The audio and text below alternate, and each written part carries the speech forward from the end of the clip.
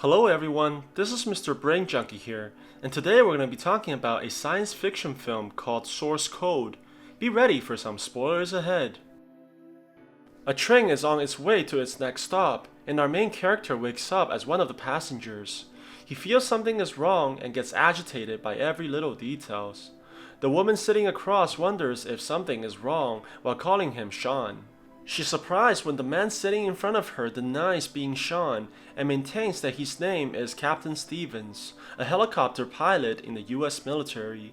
He also doesn't know who the woman is and what he's doing on this train.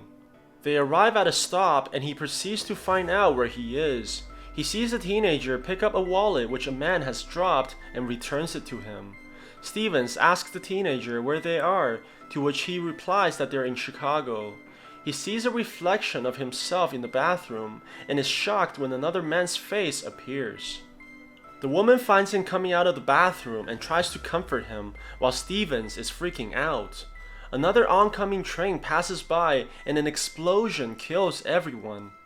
Stevens wakes up strapped in the pilot's seat and hears a woman's voice on the screen in front of him. She wants him to recall her name, but he has trouble remembering. The woman recites a series of passages and shows him patterns of poker cards in order to help Stevens' memories. He struggles for a moment, but eventually remembers her name as Goodwin. He also sees another man with crutches who types something in the computer and leaves. Stevens wants to speak to his father and be debriefed about his mission, but the woman only cares about the bomb and the identity of the bomber. She tells the captain that he has 8 minutes to find the bomb and proceeds to send him back to where he woke up in the train. Stevens notices that things are very similar but different as he can change the outcomes knowing what happened before. He begins questioning people who look suspicious and goes after Russell Peters, but the woman assures Stevens that he's only a comedian. He remembers the direction which the explosion came from and begins searching in the bathroom. He opens the air vents and finds the bomb right on top of it. Not knowing what to do, Stevens tries to ask Goodwin for help, but hears no response, so he decides to not let the bomb explode prematurely by touching it. He pretends to be a government agent and tells everyone on the train to shut down their phones, but no one believes him.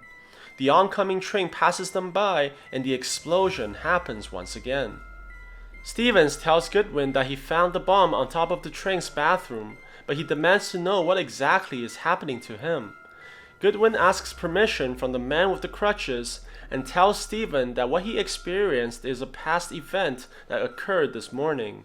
He takes the perspective of the man named Sean and must find out about the identity of the bomber because this was only the first attack in the series.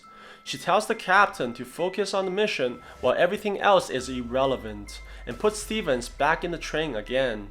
This time he tries to get to know the woman a little more, and finds out that her name is Christina and that they're supposed to have coffee together. He tells her to play a game where they try to make out who looks the most suspicious on the train.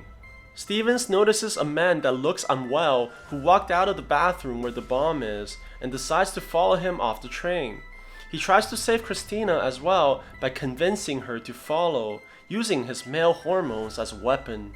They leave the train and Stevens tells Christina to wait outside while he follows the man and sits down beside him. He assaults the man and grabs his suitcase, tearing it apart looking for the phone, but finds nothing. The explosion happens again and he continues to search for the phone, but gets kicked on the train rail and ran over. Stevens wakes up in his capsule, but this time it's freezing inside. He tries to speak to Goodwin, but no one answers. On the other side, Goodwin sees some abnormalities with Stevens' vitals and is trying her best to reconnect with him. Stevens manages to restart the capsule's wirings and heat begins to enter from the vents. He fixes the screens as well and hears the man in crutches speaking to him. The man is actually the scientist behind this program and tells Stevens that what he experienced was a parallel universe similar to our own. Whatever he does over there cannot change what happens in this universe, but it can provide clues such as the identity of the bomber. They require this information to prevent more devastating attacks which will happen in downtown Chicago if they don't catch the bomber in time. Goodwin tells Stevens that there is a gun in the strong box on the train and he should use it to find the bomber. He goes back to the train and tries to break in the security office, but gets tasered and handcuffed. In his last moment with this version of Christina, he tells her about how he regrets the fight with his father before his last tour in Afghanistan. She tells him everything will be okay before the train blows up once again. He returns to the capsule and wants to know more about this program and whether if Goodwin has participated in it before. She tells Stevens that she's incompatible and that only a selected few can do what he does, which makes Steven even more suspicious about the truth. Goodwin reminds him to focus on the mission and that he's running out of time. Stevens sees an acronym on her uniform before Goodwin sends him back again. Instead of looking for the bomb, Stevens asks Christina to do an internet search about his name, and he proceeds to search online about Goodwin's division using the acronym on her uniform. What Christina tells him next shocks him a great deal, as the website shows that Captain Stevens died 2 months ago. His reality begins collapsing as he starts recollecting memories about how he died during combat. He asks Goodwin whether if he is truly dead, to which she says that only part of his brain is still alive. She clearly shows signs of sympathy as one soldier to another for Stevens' predicament, but the scientist clearly doesn't share her sentiments. The scientist promises to end Stevens' life after the completion of the mission, but tells Goodwin to not give him any more rest periods between sessions. Stevens goes back repeatedly but fails to find the bomber each time. Just before he's about to give up, the scientist plays his father's recording during his funeral, which motivates Stevens to try one more time. He realizes that the bomb is connected to cell phones acting as detonators and unplugs one of them. He calls back on its last number to find who the bomber is. Although he first thought it was a student on the train, but soon realizes that the man who dropped the wallet also picked up the phone as he called. The teenager gives the wallet back to the man, but he goes to another door and drops it off again. This time, Stevens takes it and finds out that the person's name is Derek Frost. He jumps off the train and chases after the man who is just about to leave on a white van. Stevens points a gun at the man, but he denies any involvement with the bomb. Stevens shows him the wallet which he dropped twice on purpose so that the police can identify him as dead and not a suspect after the explosion. He smiles and proceeds to show him the bomb which he created and plans to use to blow up Chicago downtown. He tells Stevens that the world is hell and requires a reset to make it better. The captain gets distracted when he sees that Christina has followed him off the train, and both of them get shot by the terrorist. Interestingly, the train still explodes. Stevens returns and informs Goodwin about the identity of the bomber.